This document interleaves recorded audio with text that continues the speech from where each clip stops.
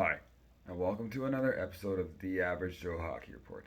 In this video, we're going to go over my 10 intriguing and possible underrated signings in this upcoming season. Now, these signings may,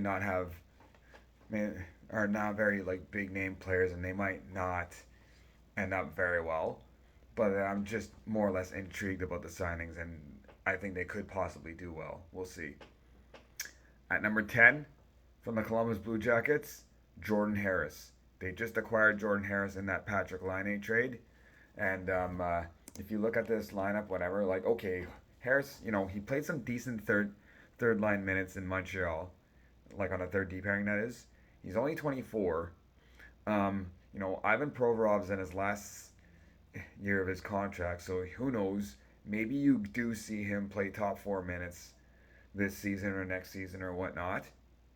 So yeah, I think it could be a very steady signing for the Blue Jackets. At number 9, from the Florida Panthers, Nate Schmidt. Nate Schmidt, um, you know, going to Florida.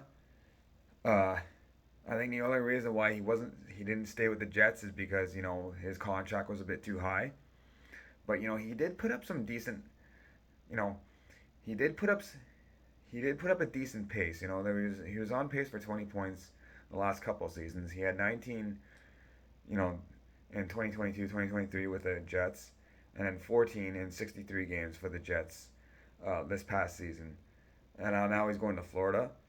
He had a wins over against replacement of 77%. So I don't know. I think this could be a very underrated signing for Florida, as it adds depth to their defense. Does it replace Montour or Ekman Larson in any way? Probably not, but a nice, but they do get a nice steady defenseman there, I would say. Yeah. At number 8, from the Edmonton Oilers, Vasily Podkolzin. So here's a guy that did not work out in Vancouver. He was selected 10th overall. At one point, it was more highly touted to go higher in the draft, but it didn't necessarily end up happening. Um, he did show some promise in 2021 2022 with the Vancouver Canucks, netting 26 points in 79 games. He's still only 23 years old, so who knows? Maybe he will. I mean, right now, Daily Faceoff projects him being on the fourth line in Edmonton, but who knows? Barring injuries or, um, uh, uh, because, Jeff Skinner and Victor Arvidsson, they're getting up there in age, for example, as well. And hold on, I'm just trying to find out the Edmonton Oilers cap space, whatever. Yeah, Skinner and Arvidsson. Where is Arvidsson?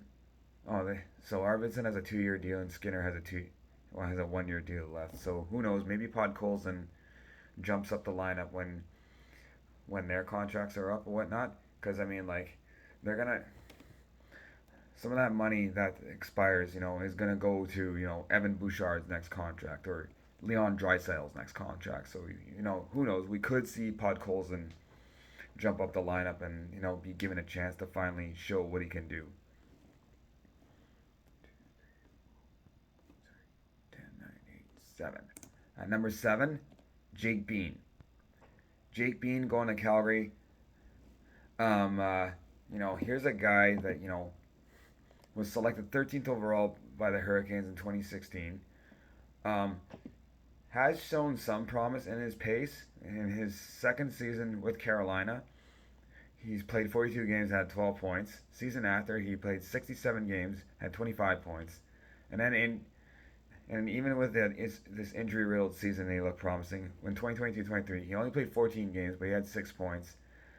Last season, not so well. Played 72 games, season high, had 13 points. So maybe in Calgary, though, he could show his offensive potential.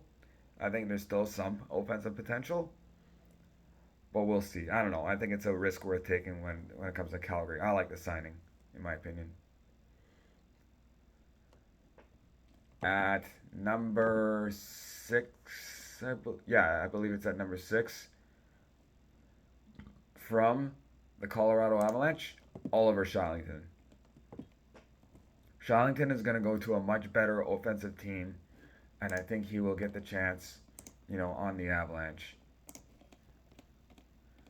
Uh, Considering they're a better offensive team for that for one, and two, Shallington, in 2021, 2022, he did put up 31 points in 73 games.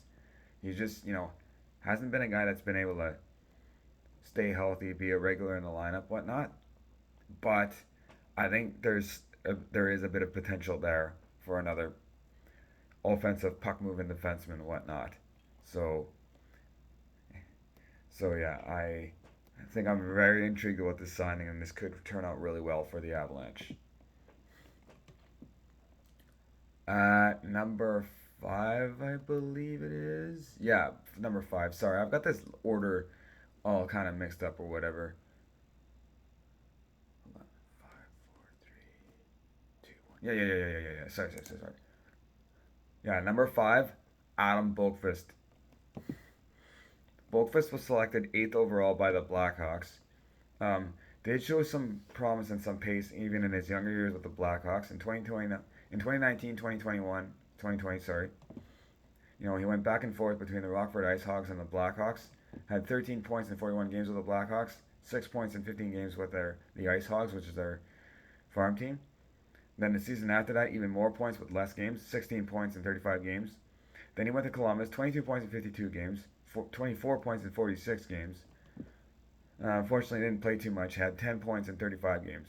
So now that he's going to Florida, a much better offensive team, I think the potential to replace maybe Ekman Larsson's offense or Brandon Montour's offense is there. He's only 24 years old, so I definitely think the potential is there for Florida. This could be a deep, pretty good steal for them, my opinion. At number 4, we've got goaltender Logan Thompson. Logan Thompson going to Washington is exactly what he needed. He did obviously he failed to grab the starter role. I think he would have gotten the starter role in Vegas had he not gotten injured and Aiden Hill eventually took over. But yeah, um, you look at some of his stats. He's in the 3 seasons that he's played in the NHL, he's he's managed to hover around or over a .910 save percentage. The worst one being last season when he had a .908 save percentage and a goals against is 2.70. But in Washington, I think the opportunity is there for him. He's not the full-fledged starter, as it's going to be a 1A, 1B with him and Charlie Lindgren. But I've always liked him, and I think he'll do well in Washington. At number 3, we got Warren Foegele of the Los Angeles Kings. Foegele, I've always questioned the trade when they traded Ethan Bear for Foegele in Edmonton. But Fogel's provided some decent numbers and even pretty good numbers last season, netting 41 points, scoring 20 goals. I think in Los Angeles he'll do well. He's playing on a line with Philip Danault and it's Philip Danault and Trevor Moore. So I think that line's going to be pretty good. I think it's an underrated signing for the Kings going forward. At number 2, from the Pittsburgh Penguins, Matt Grzelcyk. I really like this signing for the Penguins. I think he's done very well for the Bruins. He's consistently been on pace ever since he joined them full time in 2017, 2018. Ever since, he's always had a 20-point pace to his game, and Pittsburgh really needed an upgrade on the left side. As the Ryan Graves Erik Karlsson pairing was not good last season. It was not. So Grzelcyk, major upgrade. That's why I have him at number 2. You look at some of his points. Ever since he joined the Bruins, 2017, 2018, 15.61 games. Then 2018, 2019. Well, even in that same season, he even netted 4 points in 14 games for Providence Bruins. Then full-time basis with the Bruins in 2018, 2019, Boston that is. 18.66 games. Season after that, 21 points in 68 games. Season after that, even with less games, 20 points in 37 games. Then the season after that, 24 points in 73 games, 26 points in 75 games. Last season took a bit of a downgrade, took a bit of a hit. Played 63 games, had 11 points, but the pace was still there. I think it's still a good signing for the Pittsburgh Penguins. If you pair him with either Chris Letang or Erik Karlsson, I think that's going to be a great D pairing. That improves the Pittsburgh Penguins defense and whatnot. And at number 1 from the Vegas Golden Knights, Ilya Samsonov. I think it's about time Samsonov had a good defense in front of him. It's declining a bit. Don't get me wrong. Alex Petrangelo's on the decline. Alec Martinez is gone. But, like, Petrangelo's still good. Shea Theodore's still really good. I still like Brayden McNabb. I still like, Nick Hage.